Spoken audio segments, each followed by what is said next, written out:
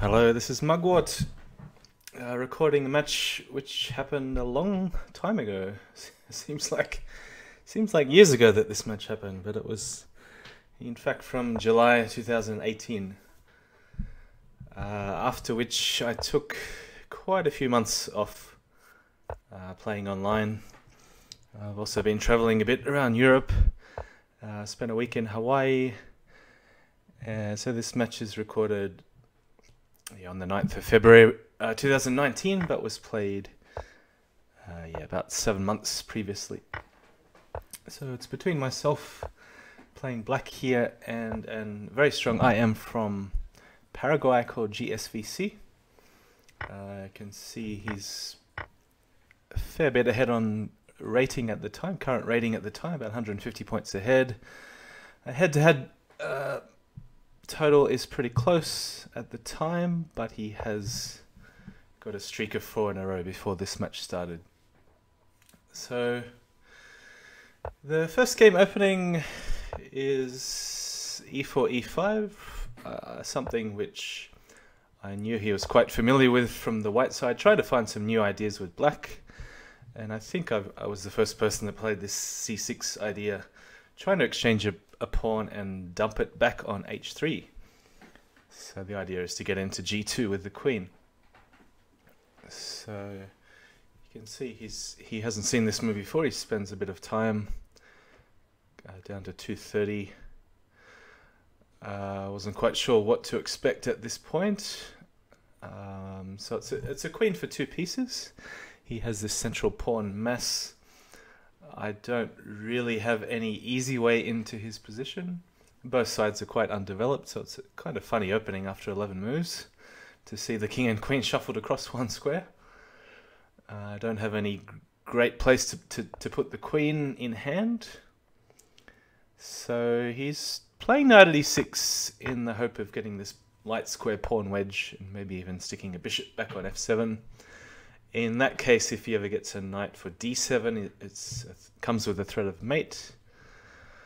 So this queen h5 move, I had this funny idea to play the move queen at h3. So I'm sure many viewers have seen the idea of pawn at h3, sometimes even bishop at h3 if you have a bishop in hand. But I don't know whether anyone's ever played a move like queen h3 in a similar position. But anyway, I can't do it now.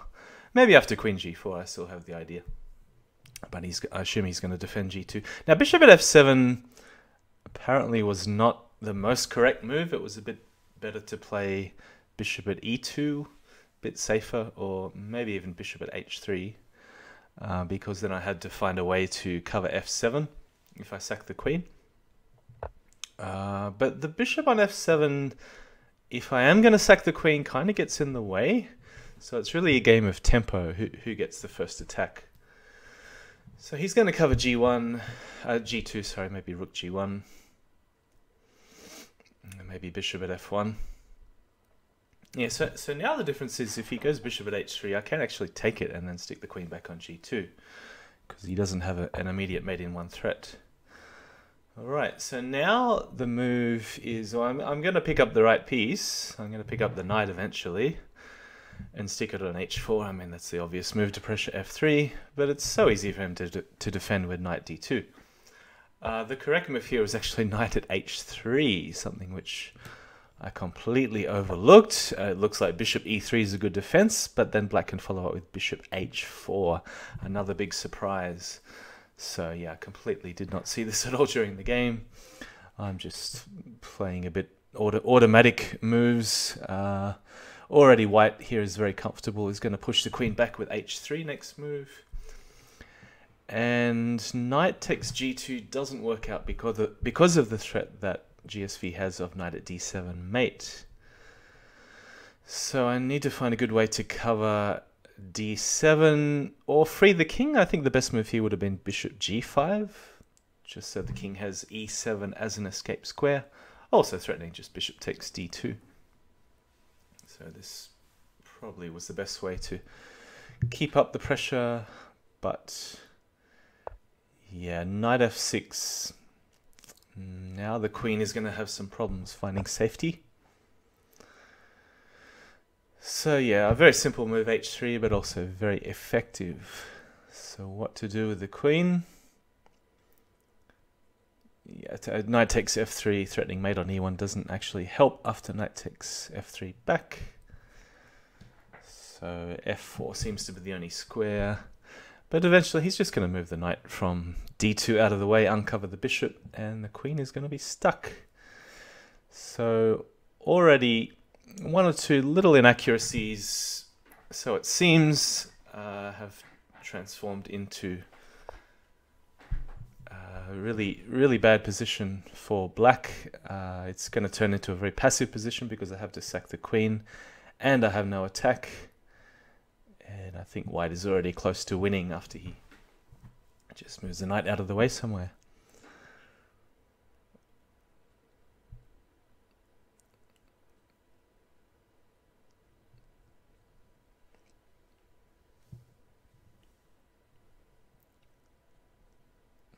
So he's taking his time. Maybe he's looking at pawn g3 or knight takes h4 or bishop e2 or something like this, but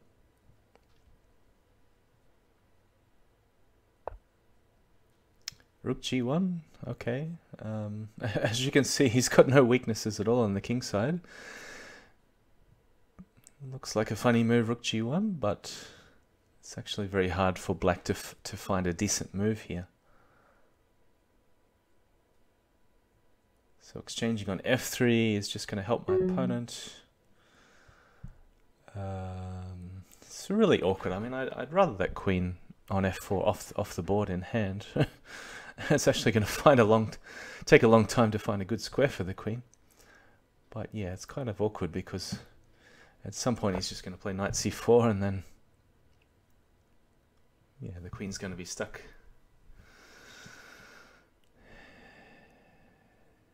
Yeah, it's very often a lot easier to play with the two pieces.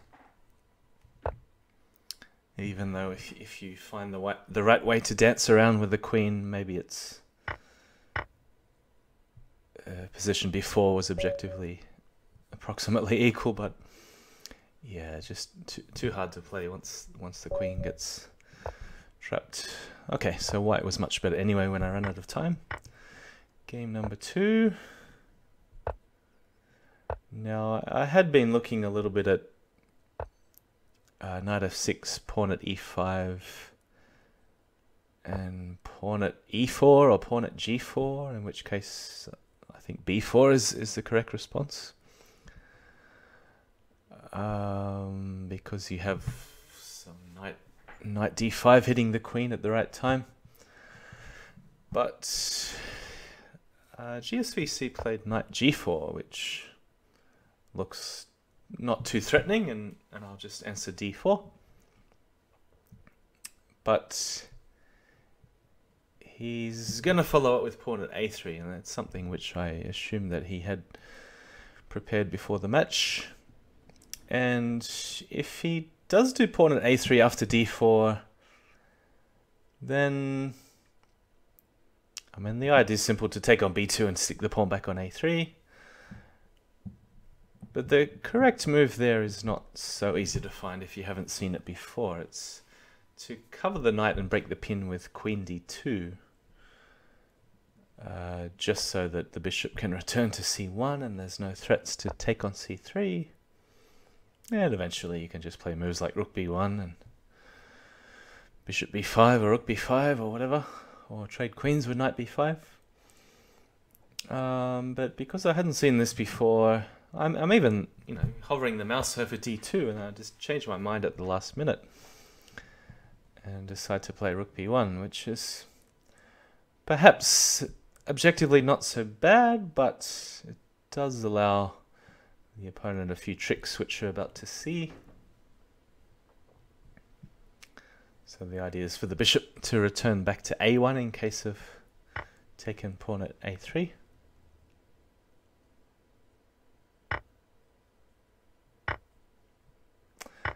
But here the trick is to sack the queen and to go knight at e4. So that's 2 games in a row that gsvc sacked the queen for 2 pieces. Yeah, I decide to throw in the move bishop b5 just so I have f1 in case I need it for the king. But yeah, eventually he's going to play knight at e4 check when I grab the queen. So the question is after that, should I be attacking or should I be defending and just covering the king a little bit more? Because the white king's a little bit open. White has a lot of space and freedom for the pieces, but yeah, black is going to have... Or have I miscounted? Is it only one piece? Is it only one piece for the queen? Well, it is only one piece for the queen, but he's got a fork on the rook, so even if he takes the rook, yeah, I still only count that as one, or maybe 1.5 pieces. Sometimes rooks are not much more valuable than knights and bishops in Crazyhouse. So of course the threat is bishop takes f7 and just crashing through with knight g5. So he's got to find a way to stop this before he takes anything with a knight on c3. Bishop at e6 is a little bit more active than pawn to e6, which was played in the game. And if bishop at e6, I'm not sure what the best response is. Maybe take once, just so I have a bishop in hand. And I don't know whether queen e1 to preserve the queen is wasting time, but I guess it is important to preserve the queen here.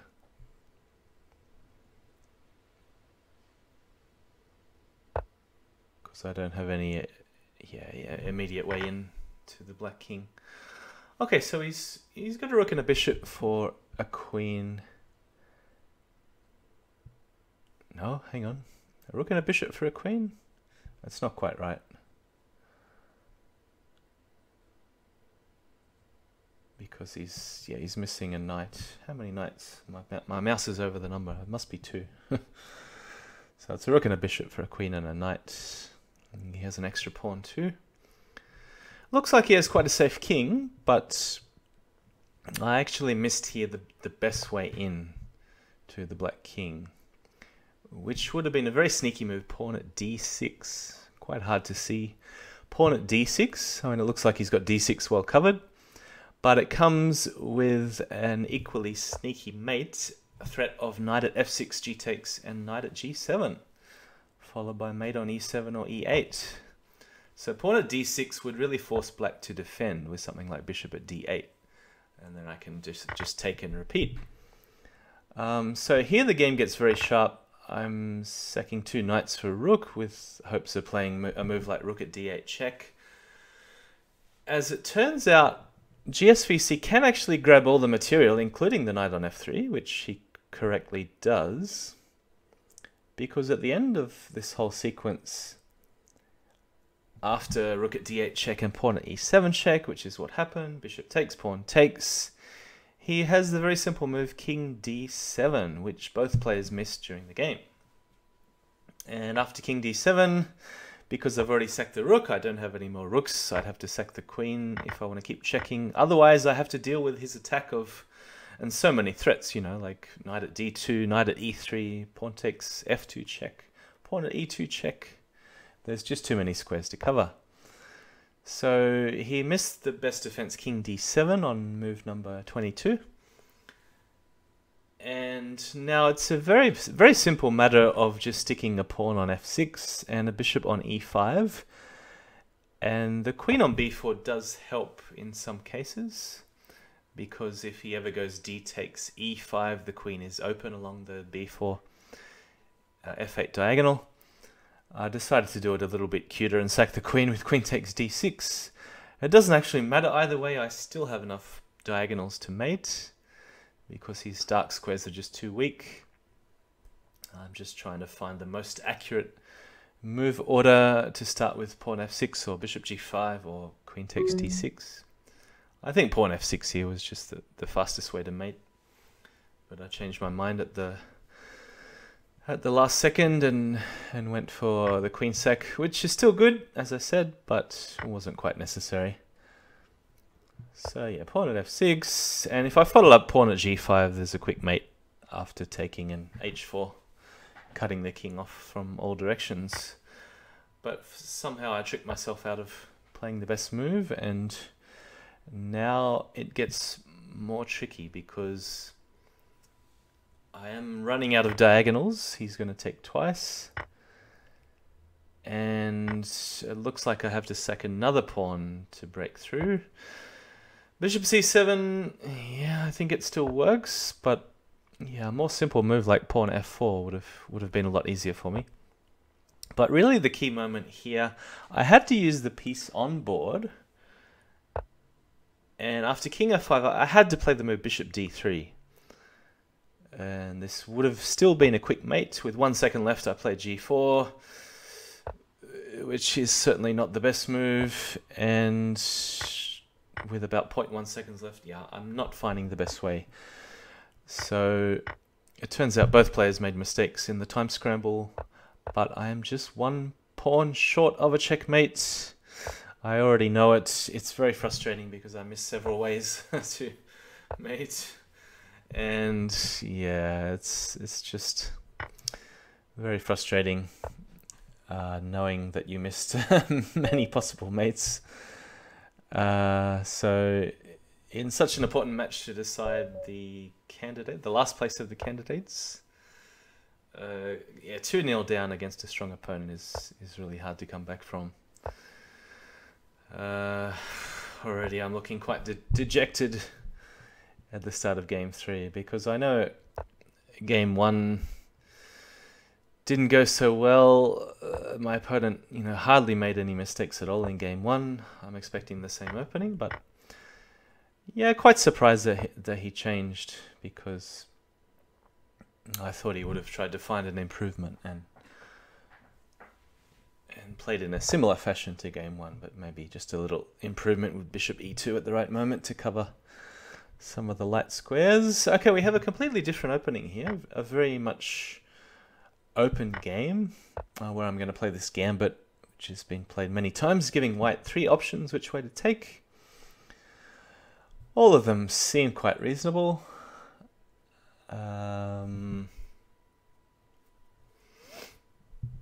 Yeah, pawn takes. I think the idea is either pawn at h3 or hit the queen with knight at f5, for example. Bishop takes. You can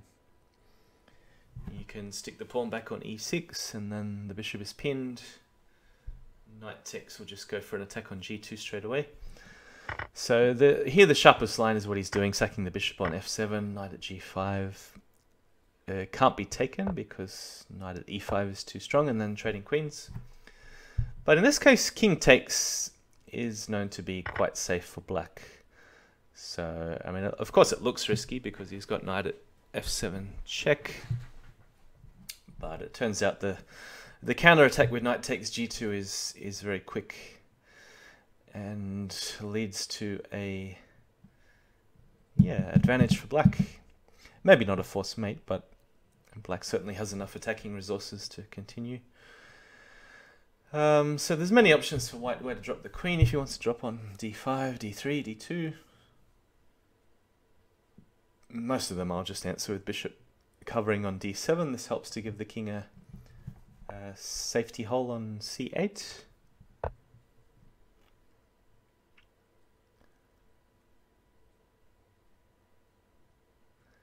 Yeah, so pretty much any check I can answer with c8, king c8. Otherwise he'll have to defend somehow on g2, in which case I would answer knight at e5, defending and attacking at the same time. There's other options as well. Okay, so king c8, knight takes rook. Next move is pretty obvious. And here there's a choice to play knight at e5 if I want to cover up a little bit more on d7. So it's a multi-purpose move, attacking the queen as well. Decide a queen at d8 is also quite reasonable for black,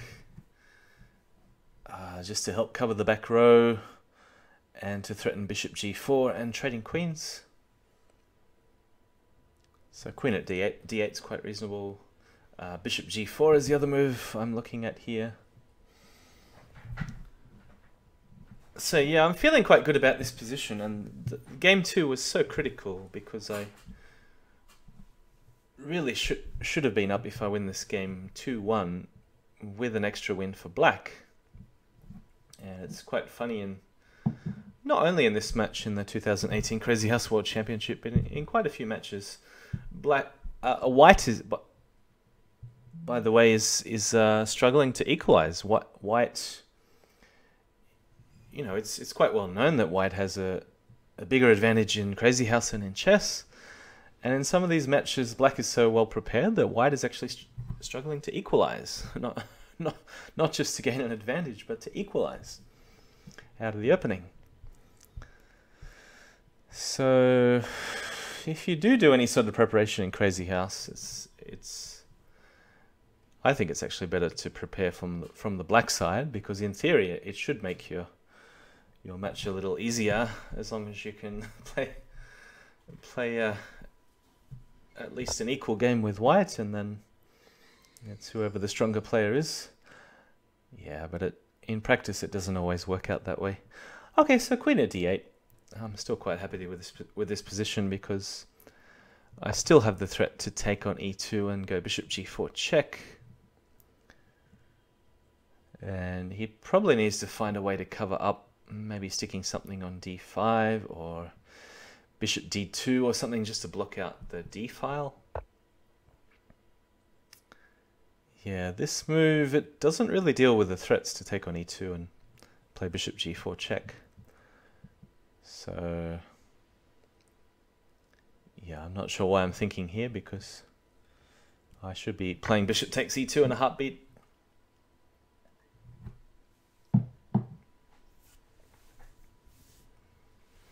Yeah, it doesn't matter what the response is. Bishop g4 should lead to a winning attack for black.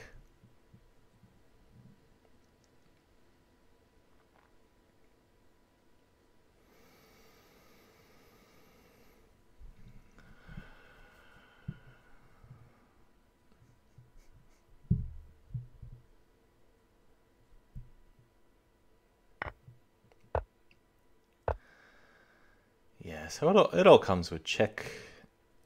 I think queen takes d3 maybe a little bit more accurate, because just getting rid of the defender on e2 so I can stick a knight on d4 looks good. I decide to play bishop at g4 first. I'm not sure whether it makes a big difference. It looks like it should all lead to mate eventually. But yeah, I'm really taking my time, because I botched the mate up in game 2, and I don't want that to happen, not twice in a row. Once is bad enough in a match like this. I mean, also knight at f4 looks good.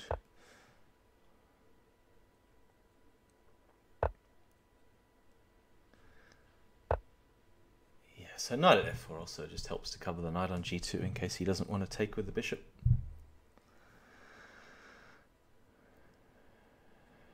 So yeah, if he runs to f2, queen at e2, and then a pawn drop to finish. And if he takes, I'm going to have the bishop at d2 if he runs up. So the idea is to lure the king back to d2, stick a queen on e2, and mate with knight takes d3. Okay, one game down to 2. The white pieces again. I'm pretty stubborn with my opening choice, repeating, trying to find a subtle variation. But I'm assuming he's going to repeat, since the opening went so well for him last time.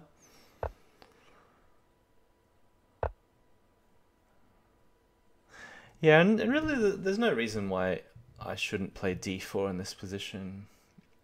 d4, of course, is the most principled move to control the center and open up the bishop on c1 and guard the pawn on e5. And to find an improvement next turn. But yeah, queen e2, not the best move.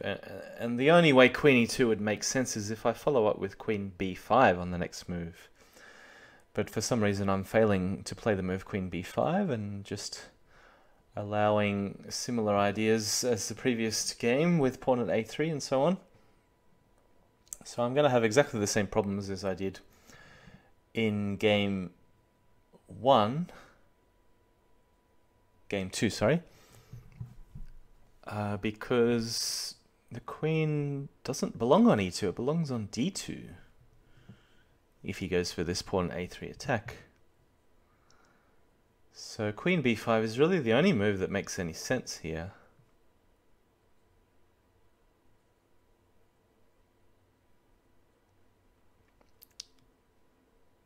But yeah, I mean, it does protect the pawn on e5 by simple means of a pin. If he trades queens, bishop takes, everything looks okay. But for some reason, I'm playing like a masochist who likes punishment, and every game I have to find a new way to deal with this move, pawn at a3. And queen b5 now is just one move too slow, because yeah, it's just allowing the same typical themes.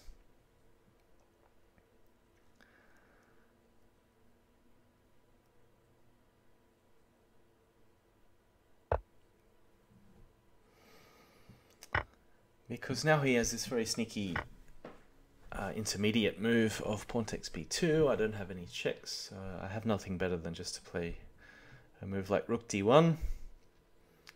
He takes the queen back, and it looks like I have a way to win back the knight with something like queen at a4 check, knight c6, pawn d5. But all the time I've got to watch out for something landing on e3, like even a bishop, because he's going to trade queens. There'll be mate threats of queen at f2, or bishop takes f2 check to follow, which I have to defend against. So probably the best sequence here would have been to go queen at a4, knight c6, bishop b5. And the idea there is to meet bishop at e3 with castles, and even that's not terribly convincing for white. But the way I do it with d4, d5, I'm really opening myself up on this a7, g1 diagonal. And yeah, after knight c6, my opponent played bishop at b6, which is not bad, but bishop at e3 would have been totally crushing. And I don't really have a good way to protect against the threats of bishop takes f2 check. And if knight e4, he could probably just trade twice on f2, and yeah, just find new squares to drop the knight and the queen.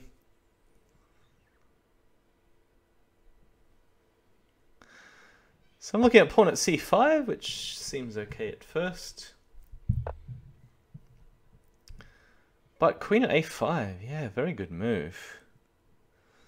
So main threat here, queen takes c3 with check. Doesn't leave me with too many options. Either I trade queens, or well, I just have to pull back and defend the knight on c3. I decide to go this way because I have the threat of discovery with pawn takes b7 check. Turns out that threat is not even that strong, because of what happens in the game with bishop takes c5. I think that's what happens in the game.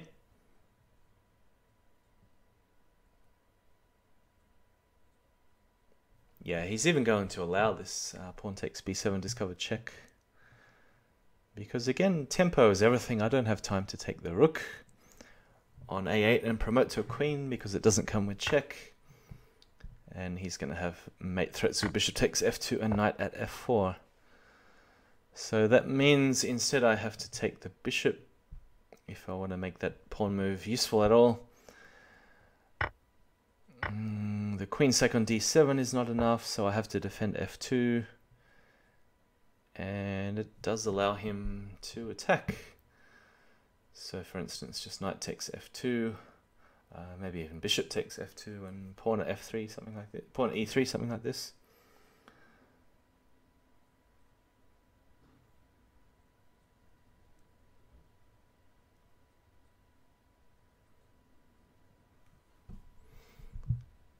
Yeah, probably bishop takes f2 is the best way to go for black.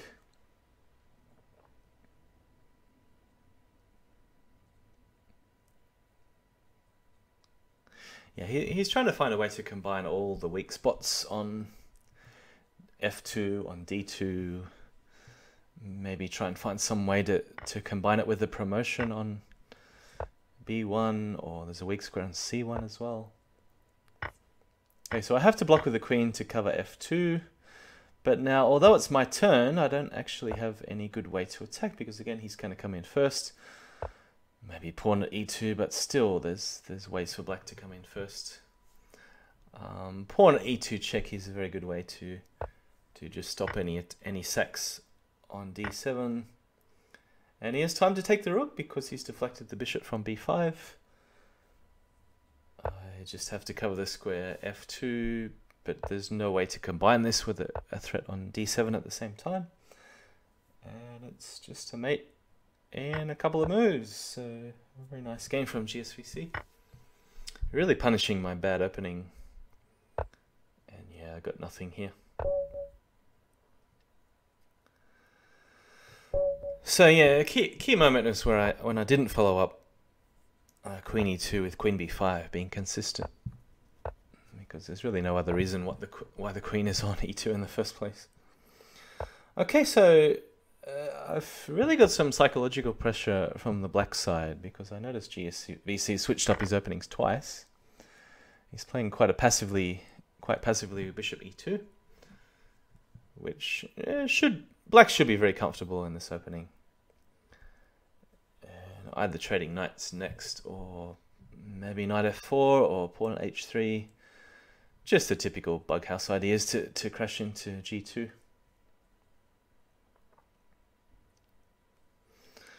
So probably most players with white will trade knights and stick the knight back on either e3 or c3. It's funny, he's moved the bishop twice to get to b5. And so I could probably safely say this opening has never been played before. And there's several good ways to continue for black. This is one of them. I'm assuming he's not going to allow me into g2. He's going to play rook g1. In which case, yeah, knight at f4 looks good. Here, I think queen d5 is a typical response, just to attack in multiple directions at once.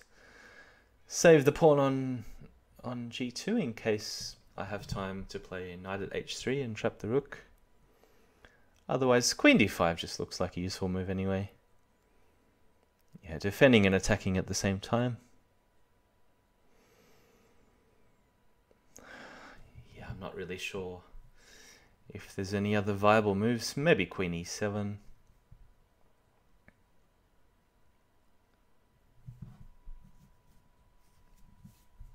But often, when you have pieces hanging like this, there aren't really too many reasonable responses.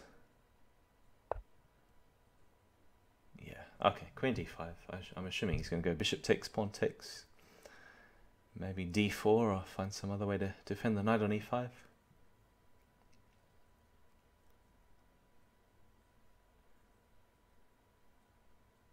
Possibly queen e2. But it is open to a knight at f4 punch, counter punch. And then we have to calculate what happens after knight takes c6 check, knight takes e2.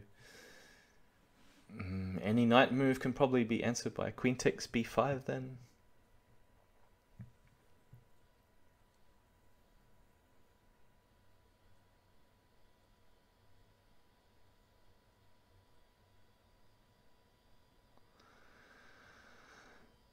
So yeah, gsvc's really taking his time. He's realized he is in a bit of a sticky situation here with pieces hanging everywhere. Decided to play pawn at e4. I'm not really sure what was wrong with knight at f4. Was there anything wrong with knight at f4?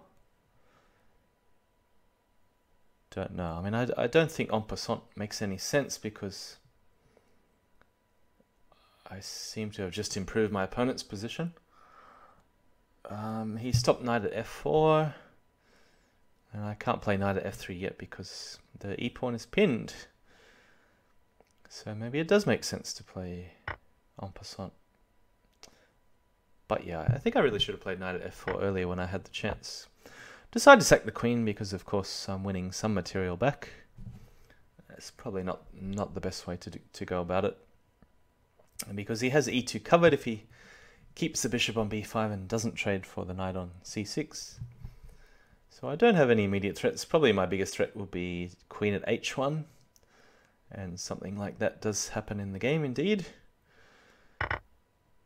And my main concern here is, and apart from all the pawns breaking down with knight takes f3 and rook g2, my other main concern is something like queen at e3 or queen at e4, and then a knight dropping with check on f6 or d6. And that, combined with the threat of bishop takes c6 twice, it's a way to crack open my king's defenses. The uncastled king actually doesn't look like it's in too much danger at the moment, as long as I attack first with queen at h1, and something like that does happen in the game.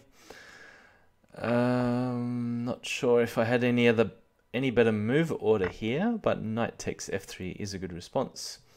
I had the idea to deflect the knight with knight at h4, but he is just going to stick back a knight to defend. So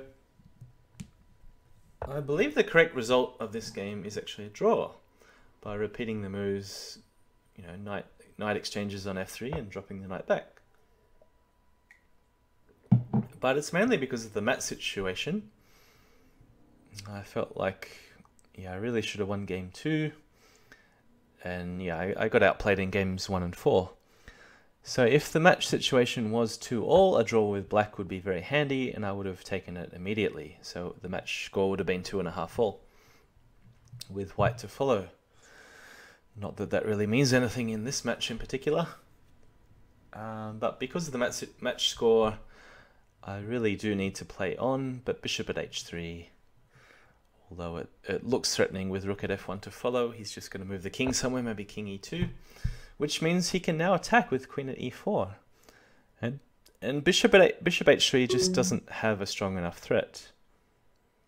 So now already it's extremely difficult to defend. Maybe already lost, because I have to cover c6.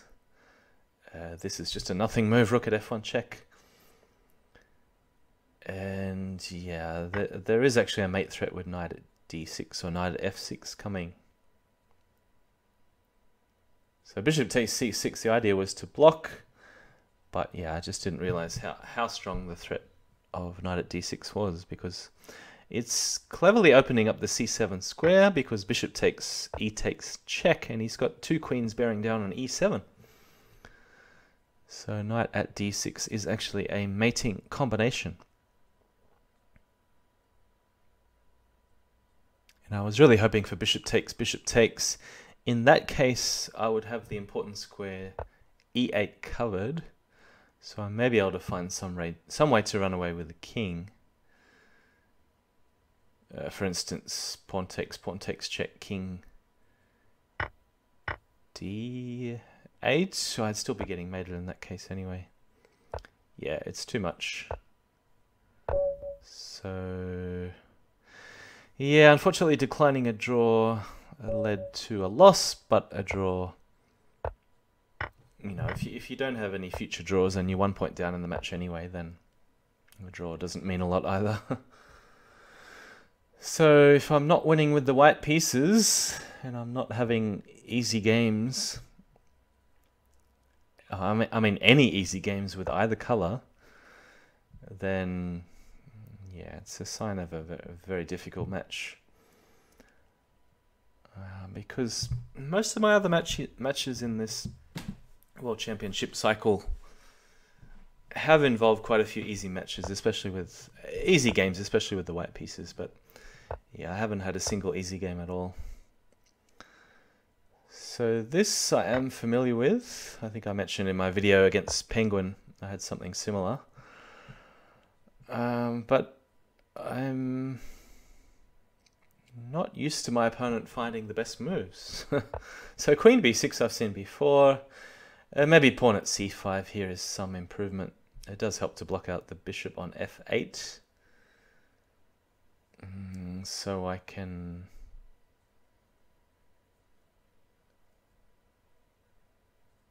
Yeah, so I can take back on a3 and not have to worry about the rook being on pre.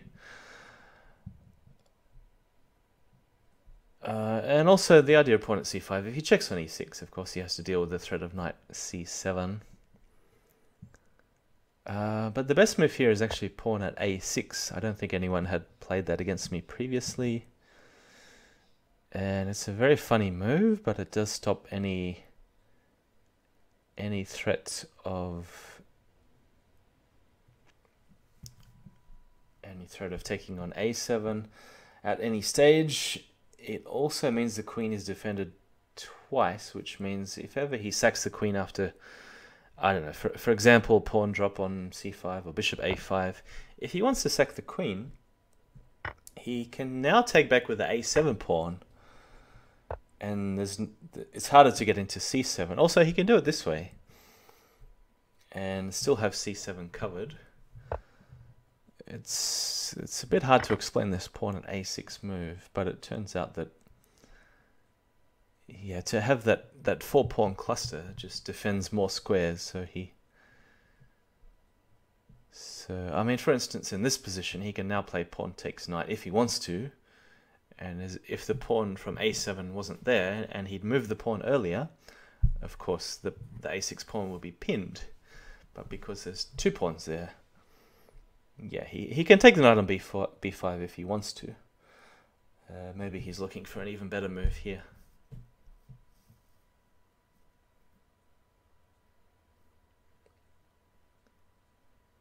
So what is he looking at? Queen at d8, for instance, just to cover up some vital squares near the king, like c7, d7, f7. And now I'm the one that has to decide, do I want to leave the knight hanging, or do I want to counter-attack a piece like this? So what am I expecting here? Knight e4, queen e3.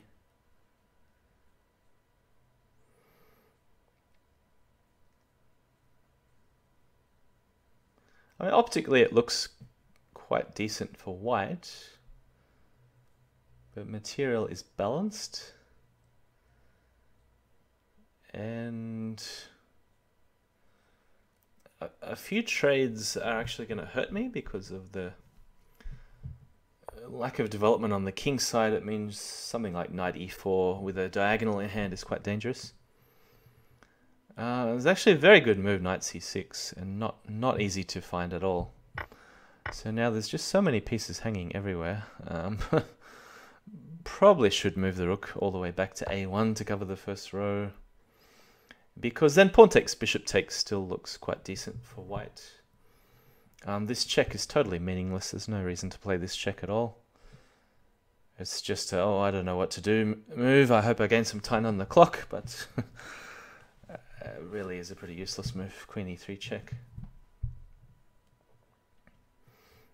I mean, one idea, he can't block with the queen because of knight c7, but there's nothing wrong with pawn at e5, for example. So now I've got a serious weakness on d4. My rook is hanging. He could have taken the knight 3 moves ago if he wanted to, so he obviously doesn't want to take the knight, but I do think I should be saving the rook. He's probably just going to take back with the pawn. Bishop b4 check is also possible for black. And you notice here how well the black king is defended by the undeveloped bishops. It's a very unusual position after 16 moves to see such lack of development. But yeah, normal chess principles really don't apply sometimes in Crazyhouse. so yeah, I mean, there's no good square for the rook.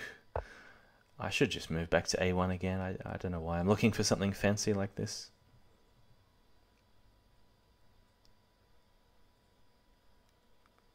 Yeah, I mean, again, pawn takes, bishop takes b5 is not such a disaster because of the threat of queen takes e5 check to follow. Yeah, good move, bishop b4. I'm going to block with a pawn. I should be blocking with a pawn. Why am I hesitating? Okay, I mean, pawn d2, I'll probably just sidestep with the king. Maybe pawn at d4. Yeah, this is a good move. I assume he's going to follow up with d takes c3. And now I think I have to take back with the b pawn. But I don't know, some brain explosion took over me and I decided to go knight takes c7. This doesn't work at all because I mean, the idea is good to go queen takes g7 and knight at f6 check.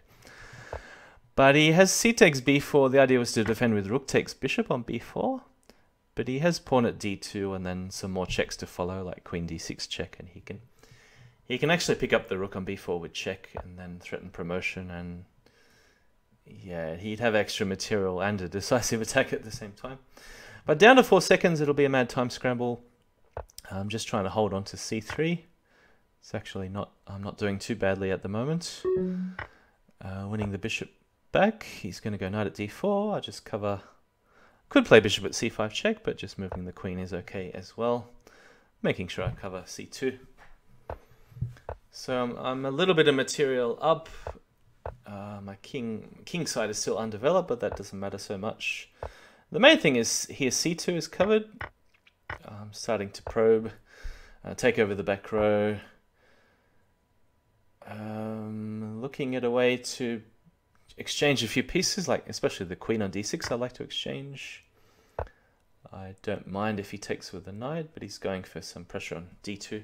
So here I think it's important to clear the square f1 for the king. So that's exactly what I'm doing. I didn't actually notice this move came with a threat of bishop takes h7, and it would have been pretty close to mate if I found bishop takes h7. Would have led to a forced mate eventually, or I mean, at least I don't have any worries after the king tucks away to f1. So I've got a couple of tempi to spare. In this case, well, what to do? Do I go rook takes? I can't afford to allow rook at e1, so I have to start with knight takes. I'm just desperately holding on to the material. And it looks like, yeah, with 1 second left, of course this is just a blunder. He can take it with with the queen. But knight at d5, threatening knight takes e7 was the move, which I didn't see. Turned out that even bishop c4 check would have been good. Anyways, there's not much use analyzing silly time scrambles with 2 seconds left, because yeah, both sides are making desperate blunders. I have not enough pieces left to mate, and it will be a win to black. But there's a couple of key moments where I could have played bishop takes h7 check and chased the king all the way out to g6. With the safe king myself, a few more trades would have finished off the black king. And there was one moment where I could have played something like knight at d5, or some way to hit the bishop on e7 where it had no good way to defend the smothered mate on e7. Picking up a piece or two for free. Alright, so it is a desperate match situation. I feel like I should have won games 2 and 6, and of course the match situation might have been completely different if the score was different. So it's hard to say. You know, it's hard to say also how the opponent would have played if the score was closer. But yeah, very unfortunate couple of games there where the score could have been a lot closer. So we're repeating game number 1. This is now game number 7. In game number 1, he chose knight at e6. This time he goes a little bit slower. So I get to enact my plan of exchanging pawns, pawn on h3, and let's see if it goes anywhere. So I'm assuming he's going to cover up some squares on g2 and e2. Maybe even something like bishop at e2 or rook g1 first. Maybe rook e1. But it's the whole idea to try to crack open some of the light squares as soon as possible. And just to keep pressure up on f3, f1, e2 and so on.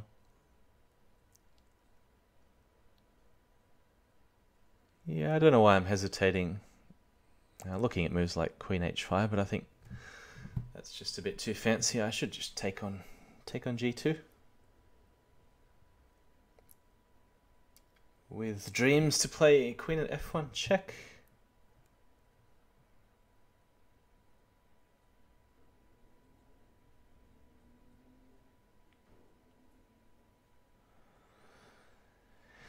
Yeah, I really don't know why I'm thinking so much here, because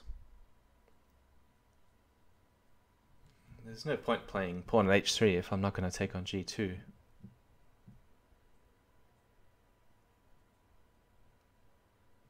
As I found out in game number 1, queen h5 is just putting the queen on a vulnerable square for no good reason.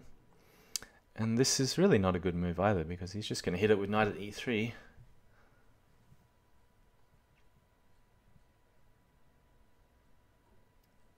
Yeah, sometimes my problem is in Crazyhouse, if I don't find a forcing sequence with the obvious move, like for instance pawn takes g2, I was looking at bishop at e2, just covering up some squares, and I was looking at queen at h1, but I didn't see anything forcing. And then I have to resort to chess-like moves, so I play Crazyhouse so I don't have to find chess moves. But yeah, this move puts the queen in a vulnerable square for no good reason at all. Just allowing him to drop pieces with tempo. And since this game is, 90% about tempo,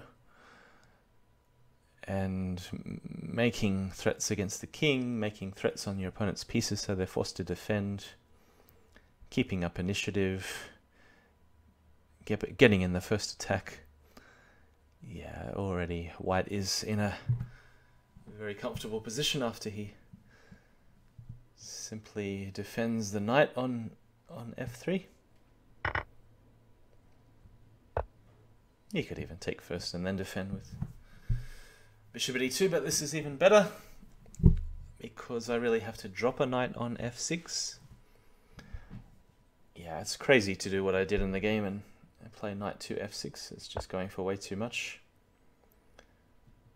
Because the idea is knight takes bishop f3, but the problem is it's undefending a square on h6, so he's coming in exactly the right angle at the right time. I think my position's already busted because can't really allow the king to be drawn out to g7. But at the same time, the only other choice is pawn takes and just dropping the knight on f6 for free. But there's really no good moves left, so it's already a lost position. So that's a couple of games in this opening where I have to find something radically different on move number 3, 4, 5, 6, something like that. Yeah, it's going to be mate in a few. So it's a bit of an anticlimax in game number 7, but the turning points in the match were really game number 2, where I missed lots of mates. Game number 6, where I missed a couple of mates in a time scramble. Was it game number 4, where I turned down a draw because I was already 2-1 down in the match? Or was it game number 5? Might have been game number 5, down 3-1. Yeah. All right. Well, this is it. It's congratulations to GSVC, my opponent, who goes on to the candidates. Now, since I'm recording the voice a long time after the match has been played, that means the whole final series and the candidates has already been completed. And GSVC actually came second in the candidates. So, I mean, I knew before I even started this match, I think I said against Penguin last week, I knew GSVC was going to be a very tough opponent for me. contradicting styles as well. He has a really solid approach to the game and just doesn't make any weaknesses, hardly makes any blunders at all. Big congratulations to him, and also for his second place finish in the candidates.